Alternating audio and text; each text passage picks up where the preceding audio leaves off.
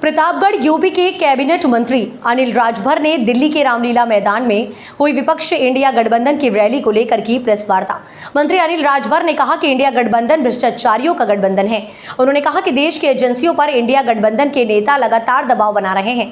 कार्यवाही से बचने के लिए मंत्री ने कहा कि एजेंसी लगातार ऐसे ही कार्य करती रहेगी, क्योंकि देश की जनता के कहने पर मोदी जी लगातार भ्रष्टाचारियों पर कार्यवाही करवा रहे हैं। मंत्री ने कहा, मोदी फिर 2024 में तीसरी बार प्रधानमंत्री बनने जा रहे हैं। इस दौरान भाजपा के जिलाध्यक्ष आशीष श्रीवास्तव, महामंत्री राजेश सिंह, सह मीडिया प्रभारी देवेश त्रिपाठी मौजूद रहे। सबसे पहले तो मैं प्रतापगढ़ के सम्मानित मीडिया के साथियों का अभिनंदन करता हूं। अभी 2 दिन पहले आप सब लोगों ने देश की राजधानी में रामलीला मैदान में देश भर के भ्रष्टाचारियों की नौटंकी पूरे देश ने देखा, आप सब लोगों ने भी देखा किस तरह से अपने किए गए पाप को और भ्रष्टाचार को आधार बनाकर एक सेंटीमेंट को उभारने का प्रयास पूरा प्रतिपक्ष कर रहा था। इसको आप सब लोग देख रहे थे,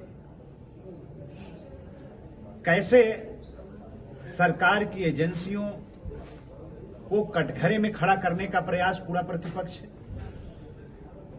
सरकारी एजेंसियों का मजाक जिस तरह से उस मंच से उड़ाया गया, तो हम लोग कहना चाहते हैं कि अप्रत्यक्ष रूप से जिस तरह से एजेंसी पर दबाव बनाने का और एजेंसियों को धमकाने का भी काम उस रैली में किया गया, उसकी हम लोग निंदा करते हैं और देश को आश्वस्त करना चाहते हैं।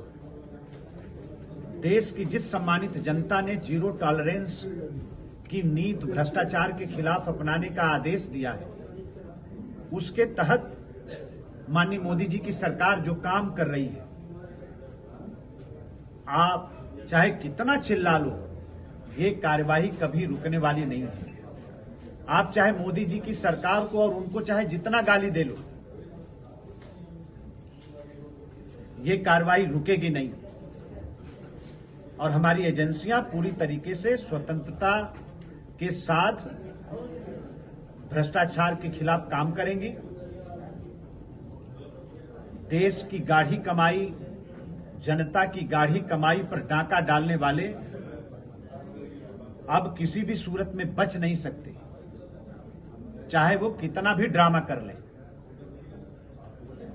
जिस तरह से देश की जनता को चुनाव के वक्त बेचारा बनकर और गुमराह करने का जो कुत्सित प्रयास प्रतिपक्ष के द्वारा किया जा रहा है, उसकी भी हम लोग निंदा करते हैं।